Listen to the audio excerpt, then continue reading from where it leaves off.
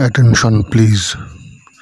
খেয়াল করলে দেখবেন জীবনের বিভিন্ন পর্যায়ে এমন কিছু মানুষ আমাদের জীবনে আসে যাদের সঙ্গে কোনো রক্তের সম্পর্ক নেই, তবুও তারা আমাদের দুঃখে ভরসা, আনন্দে সঙ্গী হয়ে ওঠে। তাদের সঙ্গে কথা না বললেও শান্তি পাওয়া যায়। তাদের উপস্থিতি মানসিক সুরক্ষা দেয়।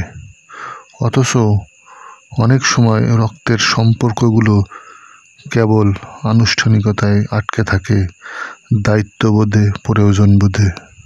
আত্মার সম্পর্ক তৈরি হয় বিশ্বাসের উপর, শ্রদ্ধার উপর, ভালোবাসার নিঃস্বার্থ অভিব্যক্তিতে।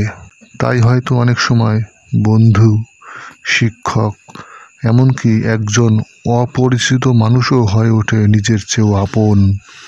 রক্তের সম্পর্ককে অস্বীকার করছি না, কিন্তু আত্মার সংযোগ যখন সত্য হয় তখন তা রক্তের বাঁধনকেও ছাড়িয়ে যায়।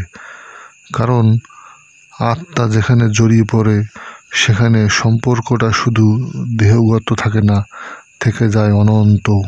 তাই সম্পর্কের গভীরতা মাপতে গেলে শুধুই রক্তের সূত্র নয়, আত্মার সংযোগটাও বিবেচনা রাখা উচিত। ধন্যবাদ।